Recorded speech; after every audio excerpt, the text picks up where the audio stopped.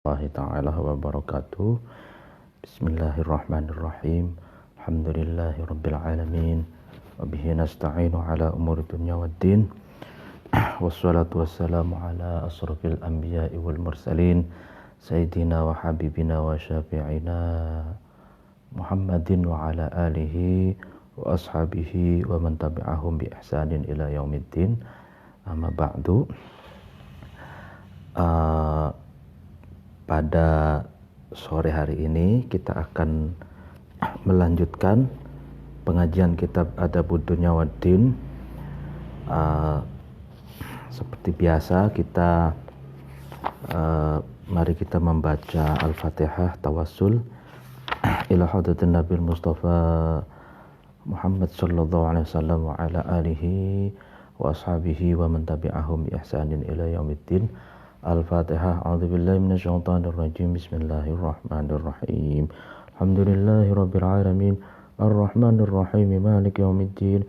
Iyyaka na'budu wa iyyaka nasta'in. Ihdinas siratal mustaqim. Siratal ladzina an'amta 'alaihim ghairil maghdubi 'alaihim waladdallin. Amin. Ila hadratin jamil ulama'il 'amilin wal awliya'i was suhada'i was salihin. Wabil khusus Sunan Gunung Jati wa Aulia Tis'ah Kikida Surah wa jami'i masyayikh Lirboyo Kiai Haji Abdul Karim, Kiai Haji Marzuki Dahlan, Kiai Haji Mahrus Ali, Kiai Haji Idris Marzuki, Kiai Haji Imam Yahya Mahrus, Kiai Haji Maksum Johari, Kiai Haji Anwar Mansur, Kiai Haji Kafabi Mahrus, Kiai Haji Zamzami Mahrus, Kiai Haji Anam Balahuddin Mahrus, Kiai Haji Habibullah Zaini, Kiai Haji Mahin Toha, Kiai Haji Maftuh Bastil Birri, wa Kiai Haji Bakhrul Ulum wa usulim wa furu'ihim wa dilatihim wa qurabatihim wa ila khatatin khususan mu'alif hadal kitab Adabud Dunya Waddin, Syekh Abil Hasan Ali bin Muhammad bin Habib Al-Mawardi Al-Basri Asy-Syafi'i. Al-Fatihah. A'udzubillahi minasyaitonir rajim. Bismillahirrahmanirrahim. Alhamdulillahi rabbil alamin. Arrahmanir rahim. Maliki yaumiddin. Iyyaka na'budu wa iyyaka nasta'in. Ihdinas siratal mustaqim. Siratal ladzina an'amta 'alaihim ghairil maghdubi 'alaihim waladdallin. Amin. Bismillahirrahmanirrahim. Pengajian yang lalu dijelaskan tentang ilmu jurnalistik ya pada masa klasik. Ada beberapa penyebab yang dapat menjadi kendala ya. Penyebab kendala yang mencegah keterbacaan teks dan memahami substansi atau sesuatu yang tersimpan di dalam teks. Itu ada 8 kendala ya kan, ada 8 poin yang dapat mencegah atau menghalang-halangi keterbacaan teks dan pemahaman substansi terhadap yang ada di dalam teks. Yang ke-8 itu adalah meninggalkan titik dan syakel ya, harokat. Nah, ini kan dalam konteks kalimat Arab ya. Kalau kalimat Arab kan ada titik dan harokat atau bentuk ya. Nah, itu kalau bagi orang yang bisa membedakan meskipun tidak ada titik, ya maka dia bisa memahami sesuatu yang terkandung di dalam teks itu dan bisa mengetahui perbedaan-perbedaan huruf gitu meskipun tidak ada titik ya kan. Nah ini istiqbahun nuqati ya kan dianggap buruk ya, titik wasyakli dan harokat, fima di dalam sesuatu yuktabu yang ditulis ma itu lil khossati bagi orang yang khusus, wal mutsaqafina, mutsaqaf itu cendekiawan atau budayawan dan para budayawan. Bal bahkan qad istaqbaha, ya kan, menganggap buruk al-kuttabu para penulis dalika terhadap ighfalun nuqat, melalaikan atau meninggalkan titik, fil mukatabati dalam surat menyurat, ya kan. Wara'ahu dan kutab para penulis itu berpendapat demikian, maksudnya berpendapat bahwa meninggalkan titik dan meninggalkan harakat itu dianggap buruk dalam persoalan surat menyurat gitu. Kenapa berpendapat seperti itu? Min taksiril katibi, itu karena sebagai bukti keteledoran penulis gitu. Ausu'i dhonihi, atau buruk sangkanya katib, fi fahmil mukatibi, dengan pemahamannya orang yang disurati.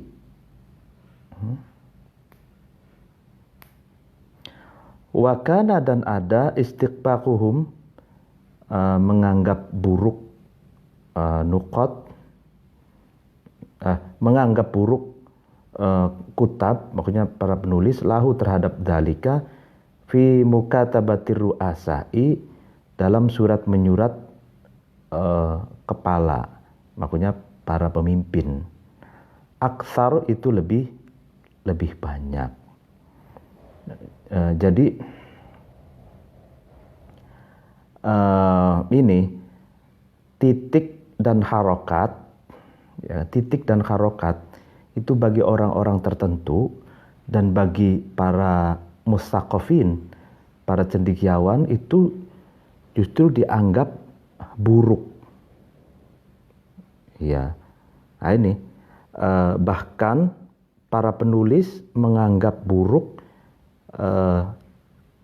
titik dan harokat ketika dalam upaya surat menyurat. Kenapa demikian? Katanya karena kalau dikasih titik dan harokat, ya kan, itu berarti penulis buruk sangka, dikira orang yang disurati itu tidak paham gitu. Nah, jadi makanya sebenarnya titik itu kan ada belakangan. Jadi ba titik di bawah, ta titik di atas 2 itu belakangan. Yang sebelumnya itu, kalau saya baca kitab Qawaidul Imla, ya, di Qawaidul Imla atau Qawaidul I'rab, bahasa Arab dulu itu tidak ada titik gitu.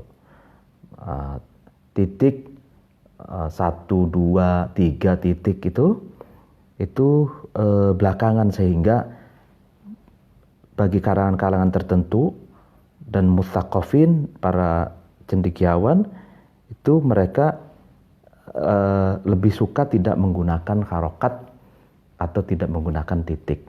Karena kalau menggunakan harokat berarti penulis ketika kirim surat kepada yang disurati itu buruk sangka terhadap pemahaman orang yang disurati itu. Dikira orang yang disurati itu akan tidak paham dengan yang ada di dalam surat itu. Jadi kalau diharokati itu kan kelasnya adalah orang-orang pada umumnya gitu.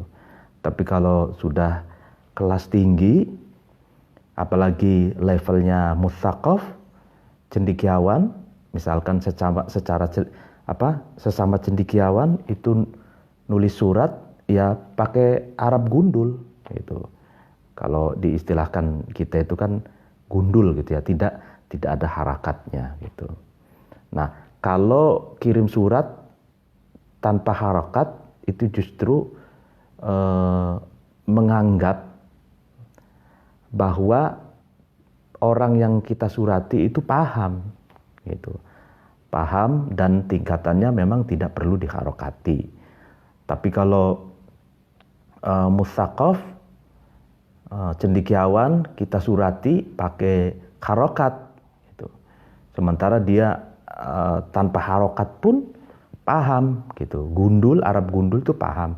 Nah itu ya cukup gitu. Dan kalau kita kirim surat ke cendekiawan muslim pakai bahasa Arab tapi diharokati, itu justru kita menganggap cendekiawan yang kita surati itu tidak paham itu bahasa Arab, yaitu kan namanya suudzon gitu. Nah, Haka dan menceritakan Qudamah bin Ja'far, inna ba'do kutabid dawawina, sesungguhnya sebagian juru tulis atau sekretaris ya di kantor-kantor, hasaba itu menghitung-hitung atau mengevaluasi itu, atau ya kutab itu amilan terhadap staf, terhadap pegawai. Fasyaka kemudian mengadu al-amilu staf pegawai minhu dari ba'du kutabid dawawin tadi ila Ubaidillah bin Sulaiman, kepada Ubaidillah bin Sulaiman. Jadi ini diceritakan sebagian juru tulis atau sekretaris atau tukang nulis di kantor-kantor itu kan itu biasa mencatat bagian administrasi lah ya, admin. Lalu di situ ada amil, ada staf kantor. Nah, stafnya ini mengadu tentang sekretaris bagian admin itu, mengadu kepada Ubaidillah bin Sulaiman. Wa kataba, dan amil itu, staf kantor itu menulis riq'atan terhadap surat. Yadhkuru, amil itu menuturkan fiha di dalam riq'ah ihtijajan, argumentasi, membangun argumentasi li sihhati da'wahu, pada sahnya pengakuan amil, wa wuduhi syakwahu, dan jelasnya atau menjelaskan aduannya amil. Jadi amil menulis surat itu yang isinya mengadukan tentang bagian admin atau bagian sekretaris atau juru tulis kantor. Nah, mengadu lalu kemudian berargumentasi di dalam surat itu, dan surat itu dilayangkan ke Ubaidillah bin Sulaiman. Fawaqa'a, kemudian nulis fiha di dalam riq'ah Ubaidillah bin Sulaiman. Jadi setelah Ubaidillah bin Sulaiman mendapatkan surat pengaduan dari Amil, dari staf kantor, lalu Ubaidillah bin Sulaiman membacanya, lalu kemudian menulis surat lagi sebagai balasan. Hadza, nulis ini itu gitu. Isi suratnya itu. Fa'akhadaha, kemudian mengambil terhadap Rik'ah al-amilu, staf kantor, wa qara'aha, dan amil itu membaca terhadap Rik'ah.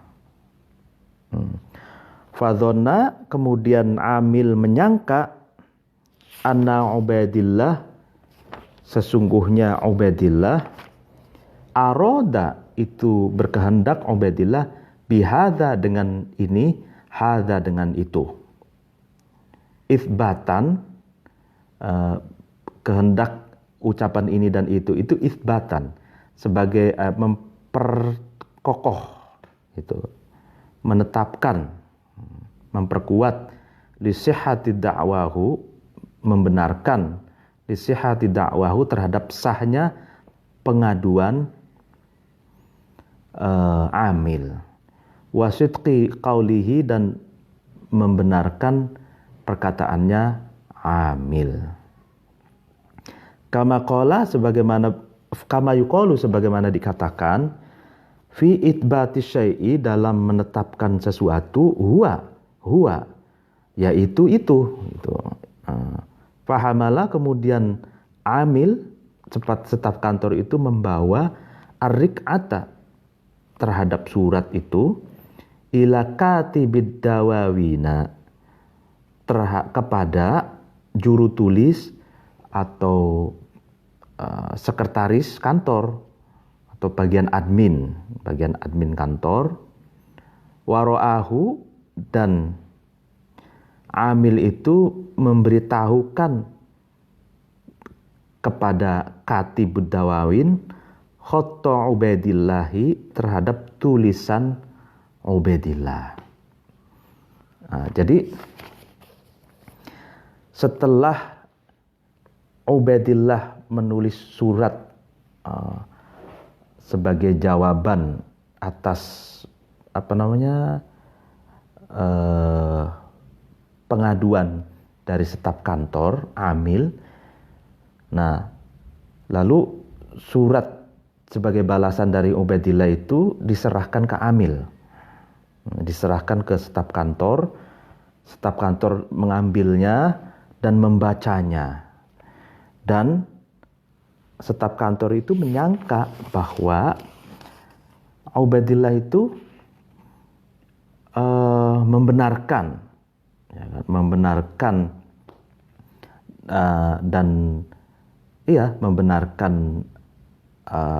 aduannya dan membenarkan ucapannya staf kantor itu.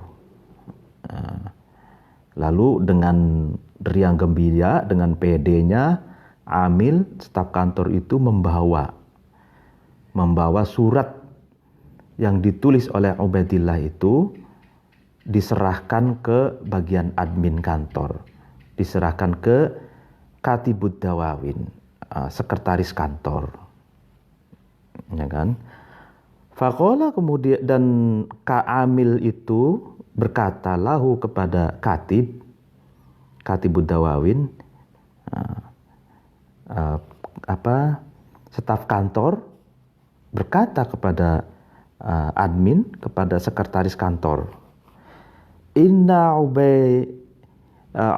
Ubaidallahi, sesungguhnya Ubaidillah, qad saddaqa, sungguh membenarkan Ubaidillah, qauli, terhadap perkataanku, wasahhaha, dan mensahihkan dan membenarkan Ubaidillah ma, terhadap sesuatu, dzakartu, yang aku jelaskan, yang aku tuturkan.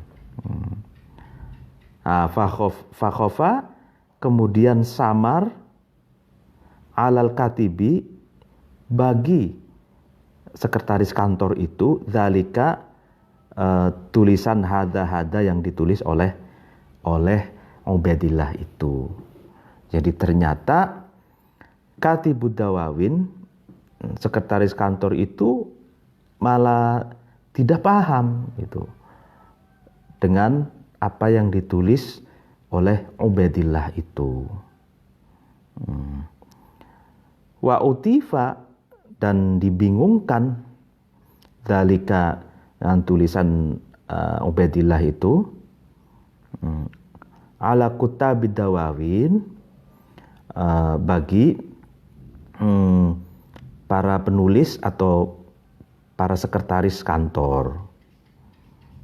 Jadi bingung semua para bagian admin kantor, bagian bagian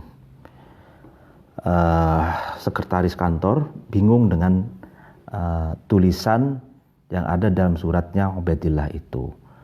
Falam yakfu, dan mereka Katibud Dawawin itu tidak tahu ala muradi Ubaidillahi, atas apa yang diinginkan oleh Ubaidillah itu. Ya karena tidak paham dengan apa yang ditulis oleh Ubaidillah itu, ya sehingga admin kantor atau sekretaris kantor tidak tahu itu apa yang dikehendaki Ubaidillah. Farudda, lalu kemudian dzalika, maksudnya kitabatu Ubaidillah itu, surat Ubaidillah itu dikembalikan, ya kan, ilaihi, kepada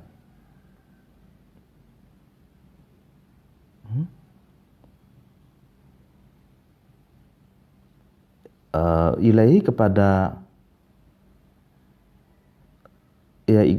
kepada Ubaidillah, dikembalikan kepada Ubaidillah. La yus'alu, supaya ditanyakan kembali, an muradihi, apa yang dikehendaki Ubaidillah itu. Jadi staf kantor membawa surat yang isinya itu tulisannya Ubaidillah, diserahkan ke sekretaris kantor. Ternyata sekretaris kantor tidak tahu apa yang dikehendaki oleh Ubaidillah karena tulisannya tidak bisa dipahami, sehingga surat itu dikembalikan lagi ke Ubaidillah dan ditanyakan apa yang dikehendaki oleh Ubaidillah itu. Kemudian fasyaddada, lalu kemudian sungguh-sungguh Ubaidillah al-kalimat, terhadap kalimat ats-tsaniyata, yang kedua. Wa kataba, dan Ubaidillah menulis tahtaha, di bawahnya hadza wa hadza, di bawahnya ucapannya dia, wallahu al-musta'an, dalam ada imbuhan wallahul musta'an. Wallahu, adapun Allah, al-musta'an, adalah zat yang pantas dan seharusnya diminta pertolongannya. Jadi setelah tahu bahwa suratnya dikembalikan lagi, Ubaidillah kemudian nulis lagi dengan sungguh-sungguh. Lalu isi surat yang kedua itu dibubuhi dengan wallahu al-musta'an. Jadi Allah adalah zat yang diberi pertolongannya. Tujuannya apa? Ada kata wallahul musta'an itu isti'dhaman. Ubaidillah menganggap agung, ya kan, minhu, dari Ubaidillah, litaksirihim, karena sembrononya Katibud Dawawin, atau fi istikhraji muradihi, dalam upaya mengeluarkan apa yang dikehendaki ucapannya Ubaidillah di dalam suratnya itu. Hatta ihtaja, sehingga Ubaidillah butuh ila ibanatihi, kepada menjelaskan murad bisyakli dengan harakat. Fahadhihi, adapun halul madhkuro, keadaan kasus seperti ini, halul kutab adalah keadaan sekretaris atau admin kantor fi istiqbahihim, menganggap bukan kutab, ini penulis ya, menganggap buruknya kutab, i'jamal mukatabati, titiknya surat-surat, bin nuqati, dengan titik-titik, wal ashkali, dan harakat.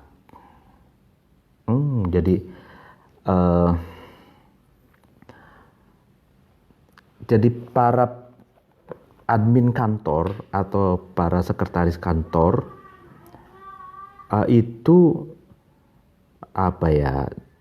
dianggap oleh Ubaidillah itu tidak bersungguh-sungguh untuk melihat apa yang diinginkan oleh Ubaidillah yang tertulis di dalam surat itu, gitu. Padahal kalau sungguh-sungguh ya dia akan paham, gitu. Dan ini keadaan yang semacam ini ya, penulis itu menganggap buruk kalau di surat-surat itu diberi titik ya, titik-titik dan harakat, gitu. Ya kan, mestinya seorang juru tulis, seorang yang sehari-harinya itu bergelut dalam administrasi kantor, ya kan, ya mestinya mereka sudah terbiasa dengan surat menyurat, gitu. Sementara ini tidak paham dengan apa yang dikehendaki oleh Ubaidillah dalam suratnya itu, harus dikasih titik dan harakat, gitu. Nah, ini sebenarnya kondisi seperti ini buruk, gitu ya. Fa amma ghairul mukatibat, adapun selain surat-surat,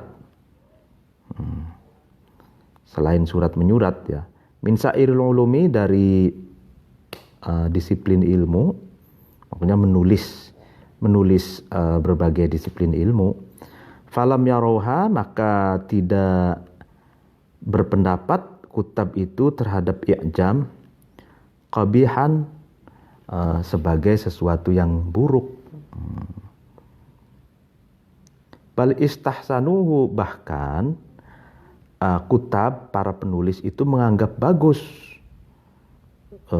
i'jam, menganggap bagus kalau dikasih titik, kalau dikasih harakat.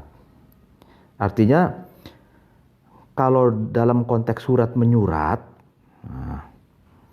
itu kalau dikasih titik dan harakat itu buruk, gitu loh, dalam pandangan penulis. Karena kalau antar kantor, maka kan yang akan baca itu adalah sekretaris kantor. Sekretaris itu kan sudah terbiasa dengan admin, sudah terbiasa dengan surat menyurat. Dalam konteks Arab itu ya tidak perlulah ada harokat dan tidak perlu ada titik, gitu. Nah, tapi sedangkan kalau selain dalam konteks surat menyurat, misalkan nulis berbagai disiplin ilmu, nah para penulis itu tidak menganggap, ya kan, jika tulisan dalam menulis berbagai disiplin ilmu itu dikasih titik, itu tidak dianggap sebagai sesuatu yang qabih, bukan sesuatu yang buruk, gitu. Bal istahsanuhu, bahkan kutab, para penulis itu menganggap bagus, gitu, menganggap bagus terhadap i'jam, terhadap membubuhkan titik. La siyama, apalagi fi kutubil adab, apalagi dalam kitab-kitab sastra, gitu. allati yang yuqsadu yang dikehendaki biha dengan kutubul adab ma'rifatu sighatil alfadi, mengetahui diksi kalimat, wa kaifiyati makharijihi, dan mengetahui tata cara makharijil alfad atau tempat keluarnya huruf-huruf dan lafad. Mitlu kutubin nahwi, seperti kitab-kitab nahwu, ya nahwu itu grammatical Arabic, grammar, wal lughah, dan kitab-kitab bahasa linguistik, wa syair, dan syair puisi, wal gharib, dan kalimat-kalimat yang aneh, tuh kalimat-kalimat yang sulit tertangkap bahasa maknanya.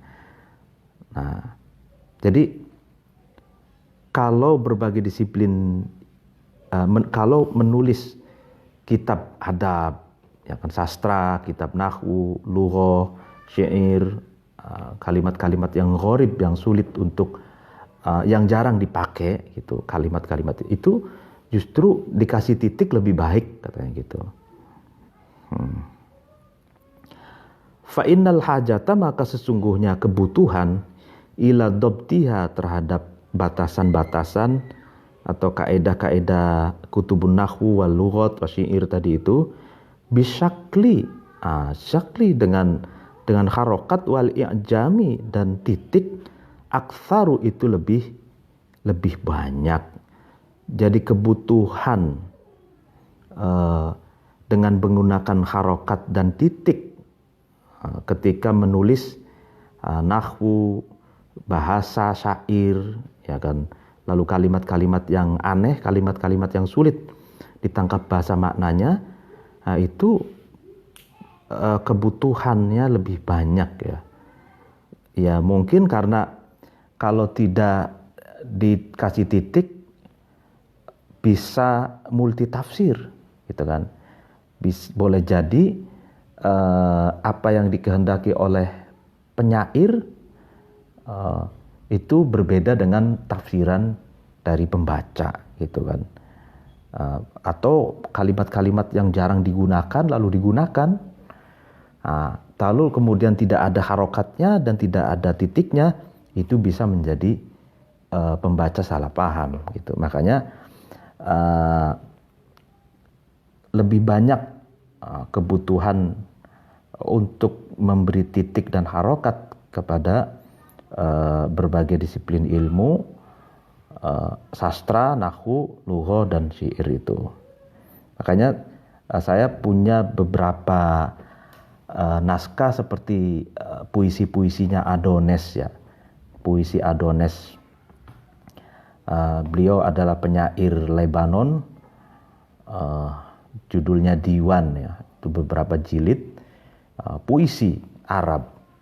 Atau Nazar Qabbani, saya punya syairnya yang Nazar Qabbani itu syair-syairnya itu banyak dinyanyikan oleh Kadim Sahir. Kadim Sahir itu adalah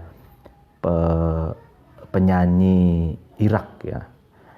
Ya seperti Quli uhibbuka kaitazida wasamati dahaba wa tusbiha jabhati. Nah itu seterusnya, itu sebenarnya syairnya Nazar Qabbani, penyair modern Arab, lalu kemudian dinyanyikan oleh Kadim Sahir, dan itu saya punya koleksinya, itu diharokati, gitu, oleh Kadim Sahir, oleh Nazar Qabbani, atau diwannya Adones itu. Nah, karena harokat itu, ya syair itu ya diharokati saja itu sudah agak sulit dipahami, apalagi tidak ada harokat, gitu kan, apalagi tidak ada titik, gitu. Makanya di sini kebutuhan terhadap titik, terhadap harokat, ketika nulis syair, bahasa, dan sastra itu sangat dibutuhkan, gitu. Wahia, adapun hajat, Fima dalam sesuatu siwahu yang selainnya nahwu wal lughat wasyair tadi minal ulumi dari ilmu-ilmu yang lainnya aisaru itu lebih mudah. Adapun kebutuhan terhadap harokat dan titik bagi ilmu-ilmu selain ilmu syair, selain sastra, bahasa, gharib, selain kalimat yang aneh-aneh, itu lebih mudah, gitu katanya. Artinya kalau ilmu-ilmu yang selain sastra, selain syair, artinya tidak begitu membutuhkan untuk harokat dan titik, gitu katanya. Ya, tapi kalau bagi kita sebagai manusia modern yang sudah terbiasa ada titik ya, ya kita sangat butuh titik itu kecuali harokat ya. Kalau harokat kita bisa baca gundul gitu ya. Nah, tapi di sini kalau penulis kitab ini Imam Mawardi ini kedudukannya harokat dan titik itu disamakan gitu.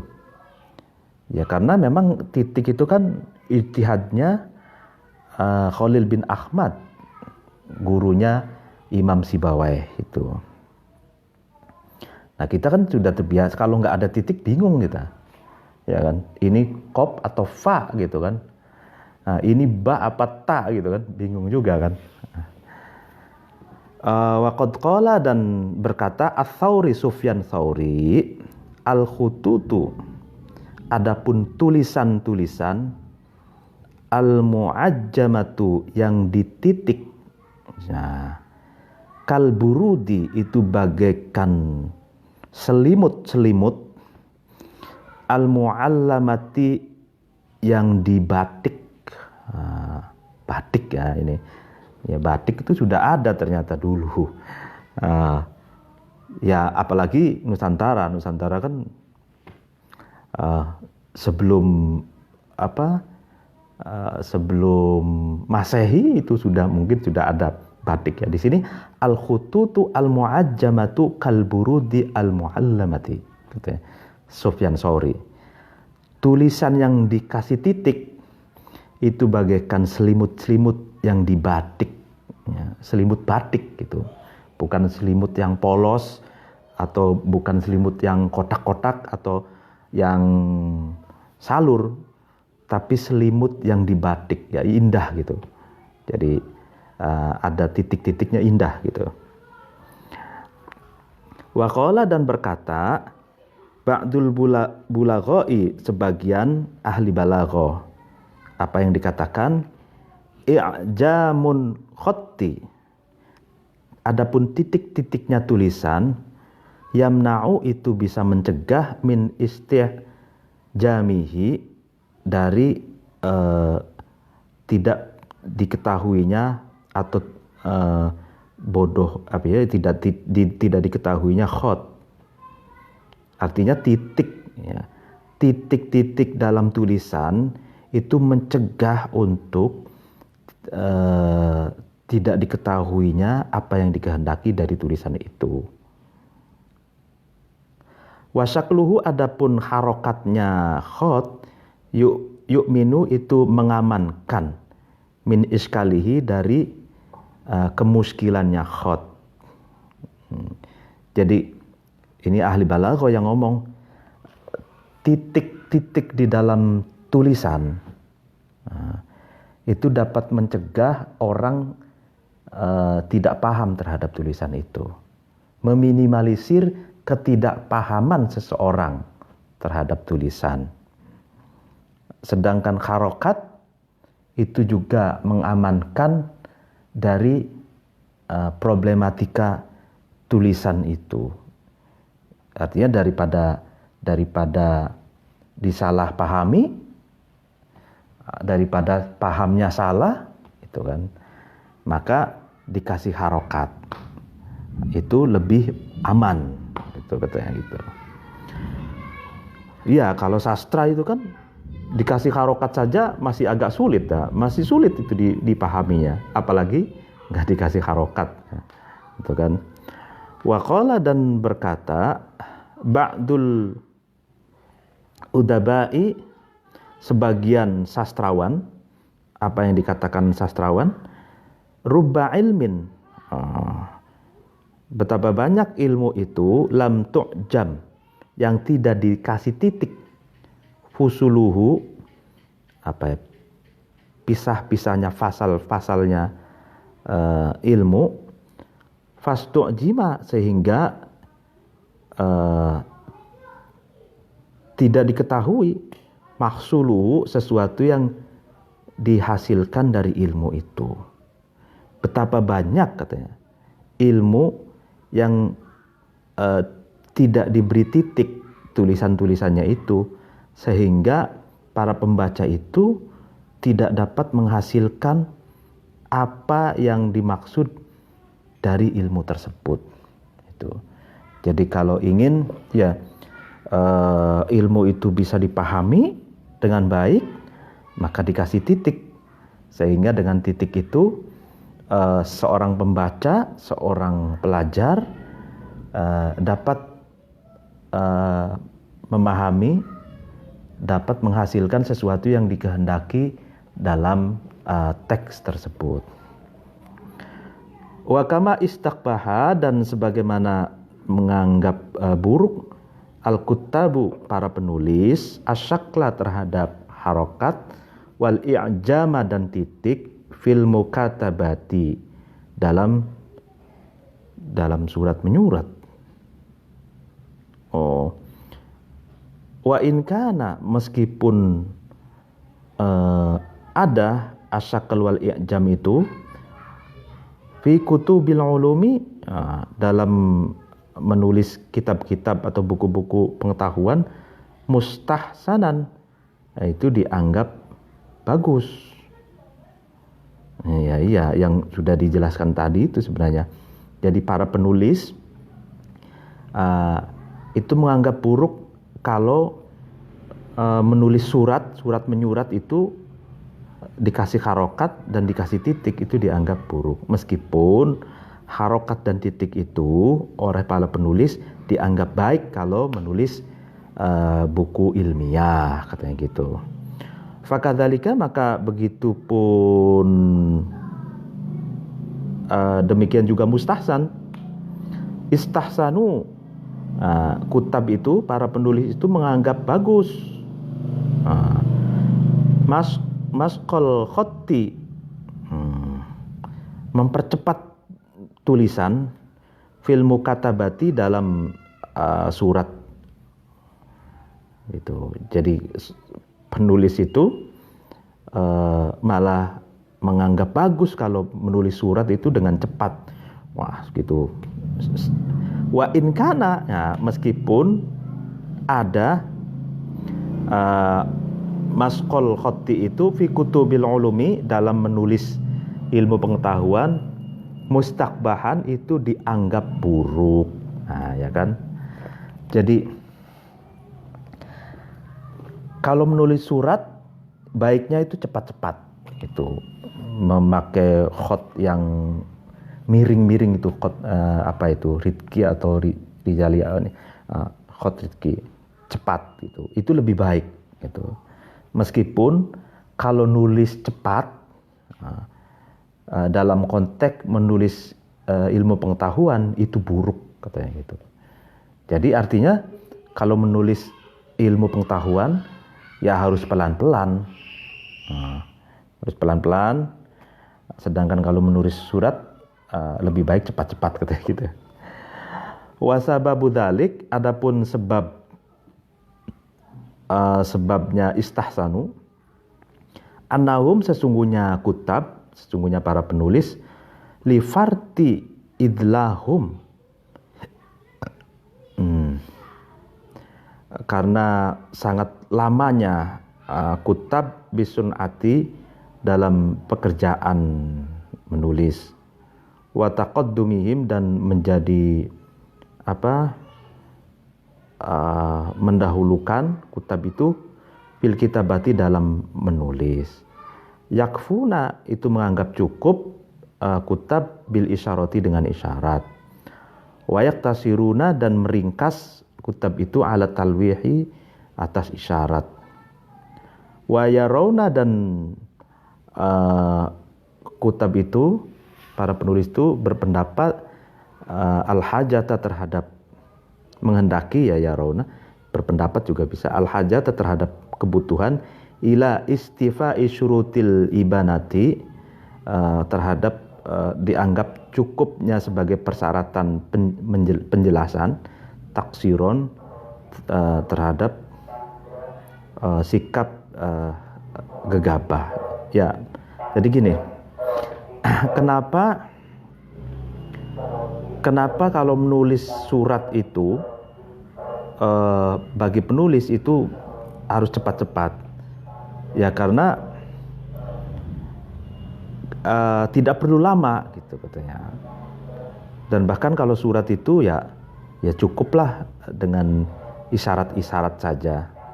Itu artinya poin-poin gitu ya, kayak misalkan kita SMS ya kan, itu kan poin-poin saja gitu, dengan cepat, yang penting penjelasannya itu sampai gitu. Walifad lima dan karena mengutamakan sesuatu yang taqidunahu yang kutab itu meyakini terhadap ma minat taqaddumi dari mengajukan bihadal hali dengan inilah keadaan. Ra'au kutab itu berpendapat atau ra'au melihat ya, ma terhadap sesuatu nabbahu yang katib itu mengingatkan alaihi atas ma minas sawadil madadi dari hitamnya tinta, atharon terhadap bekas jamilan yang indah, wa alal fadli dan keutamaan, wa takhsisi dan mengkhususkan dalilan, wa takhsisi dalilan ya dalil atau yang menunjukkan. Ya, jadi itulah dalam konteks surat menyurat. Ya kan, kalau dulu itu pakai madad tuh bukan dalam pengertian sufi ya, ini madad tuh dalam pengertian jurnalistik itu tinta gitu. Ya kan, kalau dulu dicelupkan ke tinta lalu tulisan itu atharun jamil gitu ya, bekas yang indah gitu. Hukia dan diceritakan anak Ubaidillah bin Sulaiman, sungguhnya Ubaidillah bin Sulaiman ro'a melihat. Ubaidillah itu melihat.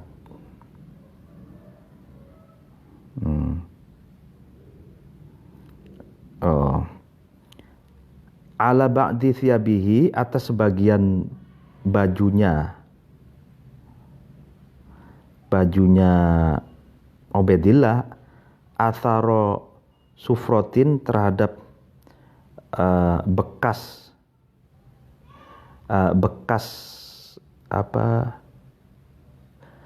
kuning, bekas warna kuning dari minyak wangi gitu. Fa akhadha, kemudian Ubaidillah itu mengambil min midadid dawati dari tintanya tempat tinta. Fatolaha, kemudian Ubaidillah itu mengecat terhadap ba'di thiyab itu bihi dengan midad. Waduh. Oh iya, jadi gini, ro'au ma nabbahu alaihi min sawadil madad atharun jamil itu makanya penulis itu melihat ya, hitamnya tinta ya, itu sebagai atharun jamil, sebagai jejak-jejak atau bekas-bekas yang indah gitu, jejak-jejak yang indah. Nah, di sini diceritakan sebagaimana Ubaidillah bin Sulaiman itu melihat ternyata sebagian bajunya itu ada kayak noda gitu, kayak semacam warna kuning bekas dari minyak wangi. Biasanya kalau kita pakai minyak wangi itu kan, misalkan baju putih, itu ada bekas kuning dari bekas minyak wangi itu. Nah, bajunya Ubaidillah itu sebagian ada bekas kuning dari minyak wangi itu. Nah, karena Ubaidillah ini adalah seorang penulis, lalu buru-buru saja beliau mengambil tempat tinta. Lalu kemudian tinta itu diambilnya, lalu dioleskan untuk menutupi bercak kuning yang dari bekas minyak wangi itu. Jadi dia menganggap melihat bercak hitam dari tinta itu lebih indah daripada melihat bercak kuning dari minyak wangi gitu. Nah ini nih.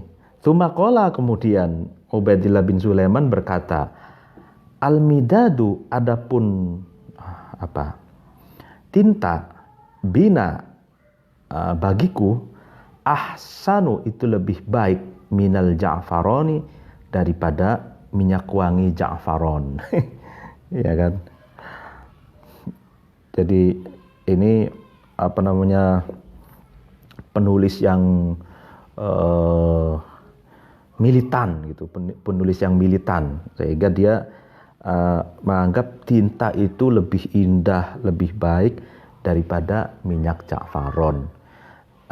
Bajunya kalau ada bercak kuning dari minyak ja'faron, dia tidak suka gitu. Mending bajunya kena bercak dari hitamnya tinta. Dulu kita waktu di Lirboyo atau di pesantren itu kan masih pakai tinta pentul itu kadang mengenai baju kita gitu ya, bercak-bercak. Nah, ini Ubaidillah bin Sulaiman itu menganggap bercak-bercak hitam dari tinta yang menempel di baju itu lebih indah katanya, daripada bercak-bercak kuning dari minyak ja'faron. Nah, ini menarik ini. Wa ansyada, dan Ubaidillah bin Sulaiman itu mendendangkan syair. Innamal ja'faronu aitrul adaro wa midadud duwiya aitrul rijal. Innamal ja'faron, sesungguhnya ja'faron, minyak wangi ja'faron, aitrul adaro adalah minyak wanginya para jomblo, minyak wanginya perawan-perawan. Wa midadul duwiya, adapun tintanya, tempat tinta yang mungil, yang kecil, aitrul rijali, adalah minyak wanginya para pejantan, para laki-laki, gitu. Nah, ini jadi dia ja'faron, minyak wangi ja'faron itu adalah wewangian para perawan, katanya gitu, ya kan. Sedangkan tinta dari tempat tinta yang kecil itu adalah wewangiannya para laki-laki yang jantan gitu. Jadi di dalam tradisi Arab itu kan ada minyak misik, ja'faron. Nah, itu andalan bagi para jomblo, bagi para adari itu perawan gitu. Nah, karena Ubaidillah ini adalah seorang penulis gitu, sehingga dia pakai sindiran gitu bahwa ya dia intinya sih dia lebih cinta terhadap tinta, karena sebagai penulis wajar saja kan, kecuali kalau selebritis ya. Kalau selebritis mungkin lebih suka minyak wangi gitu kan gitu ya. Jadi ini subjektif dari seorang penulis gitu. Fahadihi, adapun jumlah madhkuroh, jadi penjelasan yang di atas, jumlatun adalah penjelasan yang global, kafiyatun yang mencukupi, fil ibanati dalam menjelaskan, anil asbabi dari sebab-sebab, almaniati yang dapat mencegah, min fahmil kalami dari memahami kalimat, wa ma'rifati ma'anihi dan mengetahui makna-makna kalimat, lafdon baik itu lafad, kana yang ada kalimat, au khotton atau tulisan. Wallahu waliyut taufik. Wallahu, adapun Allah, waliyut taufik adalah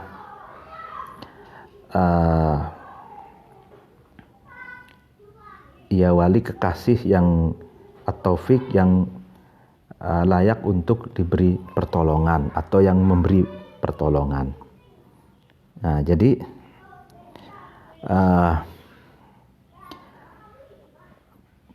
yang ada 8 yang tadi dijelaskan itu, menurut Imam Mawardi dalam penulis ini, 8 itu adalah sebab-sebab yang dapat merintangi seseorang dalam memahami kalimat, dalam memahami makna, baik itu kendalanya ada pada lafadz ataupun dalam tulisan. Itu sababul kasfus sababi almani'ati minal fahmi. Kasfus sababi adapun membuka, mendobrak sebab-sebab, almani'ati yang mencegah, minal fahmi dari pemahaman, ya kan. Kalau tadi kan 8 penyebab gitu kan yang dapat mencegah pemahaman. Lah yang ini penjelasan bagaimana cara mengatasi penyebab yang dapat merintangi pemahaman itu. Fayambaghi, maka sebaiknya, litolibil ilmi, bagi pencari ilmu, ayak sifa, membuka, tolib itu, anil asbabi, dari sebab-sebab, almaniati, yang dapat merintangi, yang dapat mencegah, min fahmil makna, dari pemahaman terhadap makna. Liyashul sahila yashalu, liyashalu, supaya mudah, alaihi, atas tolib, liyashulu, supaya mudah, alaihi, atas tolib, al-wusulu, sampai, ilaihi, kepada makna, ya kan. Jadi sebaiknya bagi pelajar itu membuka, membongkar, itu mendobrak penyebab-penyebab yang dapat menghalang-halangi dalam upaya memahami makna, gitu, agar tolib itu mudah untuk meraih makna yang terkandung di dalam kalimat itu. Sumayakunu, kemudian ada tolib itu, ba'da dzalika, setelah istahsanu, saisan, mengatur, saisan, ya, linafsihi, terhadap dirinya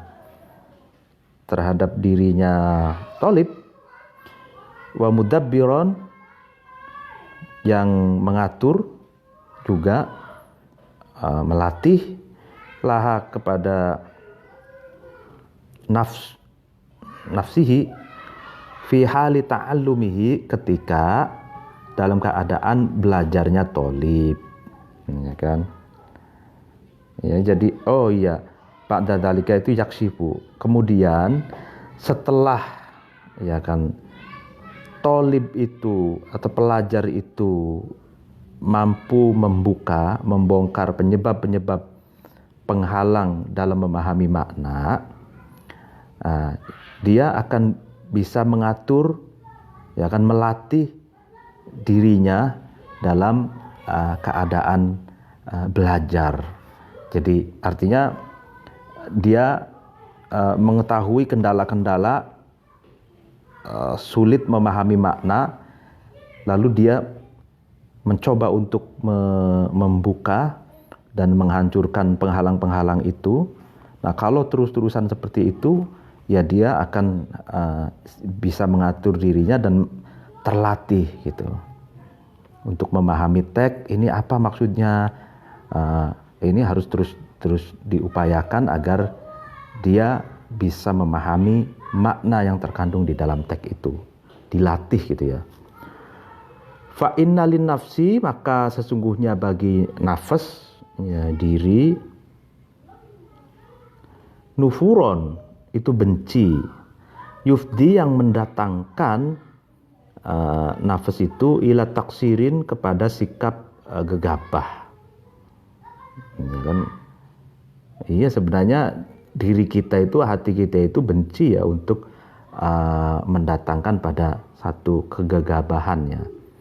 Wa ufuron, dan sempurna, yu awalu, yang kembali ila sarofin, kepada sikap yang melewati batas, ya. Jadi diri kita ya benci terhadap taksir, sikap sembrono, dan sikap melebihi batas. Wa qiyaduha, adapun menuntun nafas, usrun, itu sulit. Jadi menuntun hati kita itu sulit gitu ya. Walaha, bagi nafas itu ahwalun, keadaan-keadaan, salatun, yang ada 3. Nah, ini sudah mulai bicara psikologi, pelajar ya.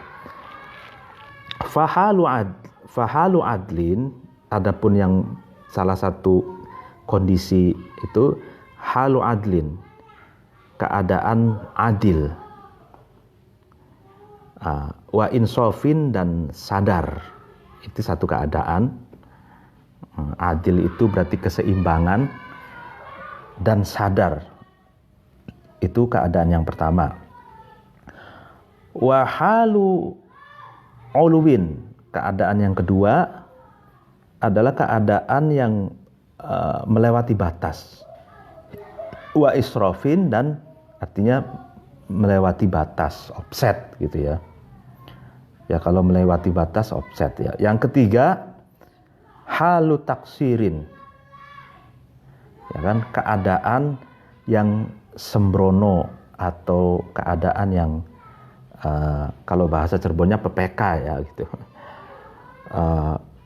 Wa izhafin, dan kemunduran. Ya, artinya 3 keadaan itu, yang pertama itu stabil, ya kan, sadar psikologinya ini. Yang kedua ini berlebihan gitu. Nah, sedangkan yang ketiga ini malah reduksi, kurang. Ya, artinya kurang, berlebihan tidak, di tengah-tengah juga tidak, defisit gitu ya. Jadi kesadarannya kurang, berlebihan juga tidak gitu. Nah, ini keadaan jiwa seseorang seperti ada 3 itu. Nah, ini dalam konteks sebenarnya dalam konteks pelajar itu bagaimana cara mengatasi kendala-kendala yang mempersulit dalam memahami makna dalam pelajaran dalam teks gitu ya. Fa amma halul adli, adapun keadaan adil, seimbang, wal insofi dan sadar, ya kan, bila taksirin dengan tanpa gegabah, ya kan.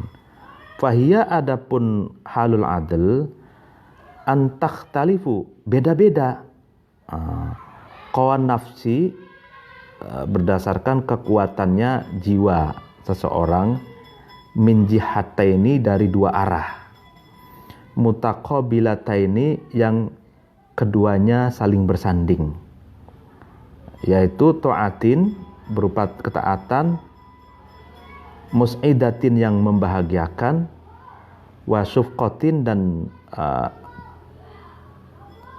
keprihatinan atau kasihan ya, syufqah itu welas ya, kafatin, yang mencegah.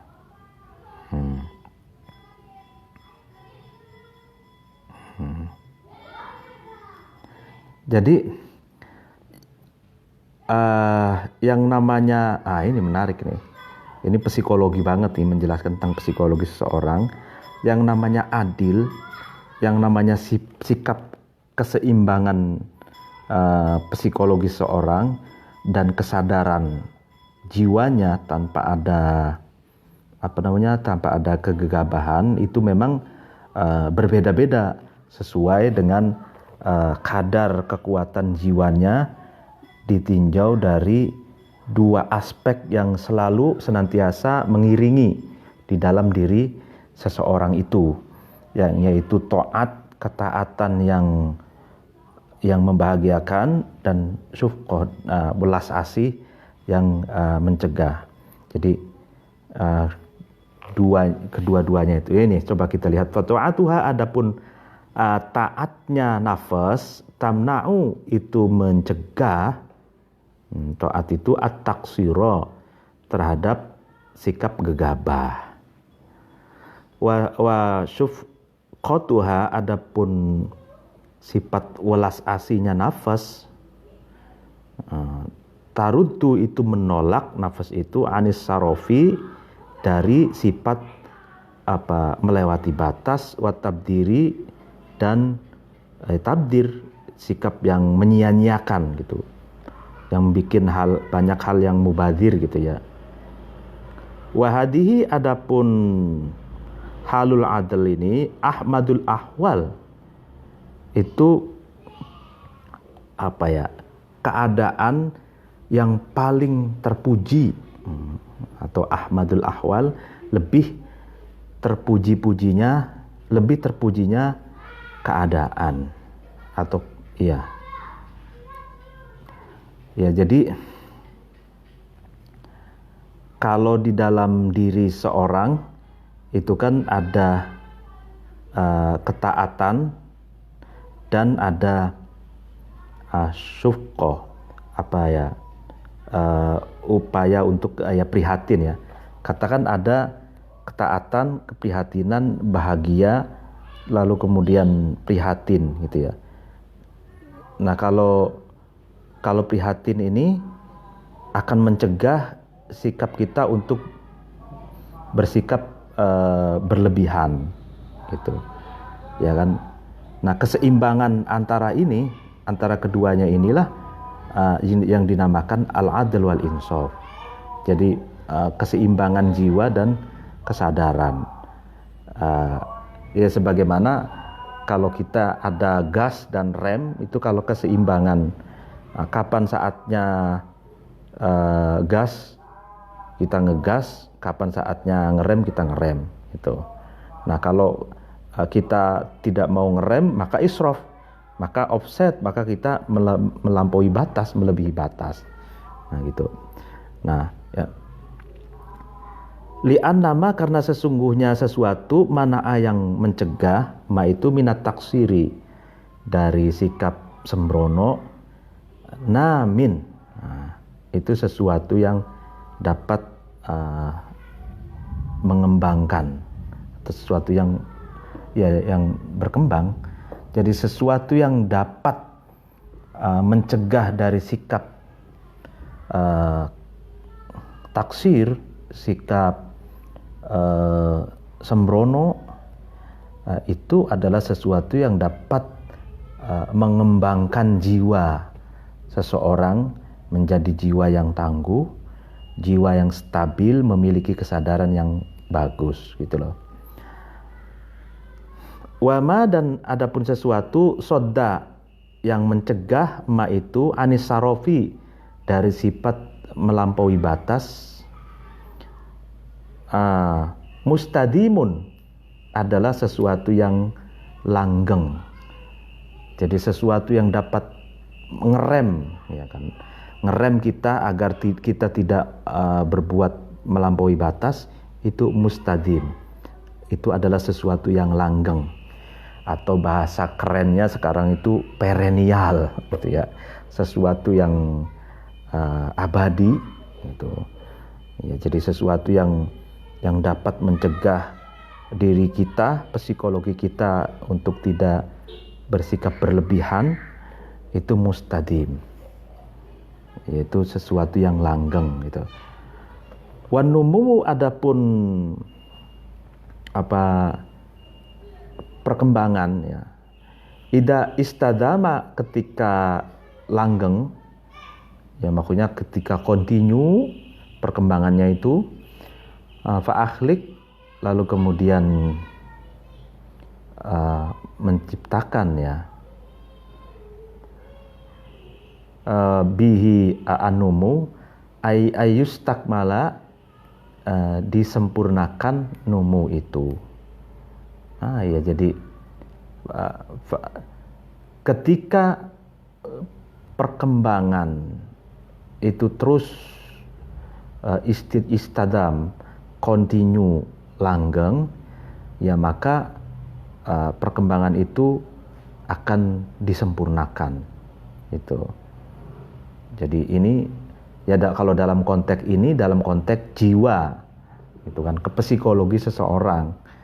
Jadi kalau psikologi seorang itu stabil, tidak mampu menahan diri dari sarof, menahan diri dari sifat berlebihan, lalu kemudian terus jiwa kita terus berkembang, semakin dewasa, semakin matang, semakin sadar, maka kesadarannya akan semakin paripurna. Waqala, dan berkata ba'dul hukama'i, sebagian bijak bestari, iyyaka, takutlah kamu, wal mufaraqatal i'tidali, pisah dari sikap i'tidal, sikap keseimbangan. Ya. Ya, itu barang-barangnya ada HP saya juga. Iya. Ya, itu dulu karena ada kesibukan. Mohon maaf apabila ada kata-kata yang salah. Wallahul muwaffiq ila aqwamit thoriq. Wassalamualaikum warahmatullahi wabarakatuh.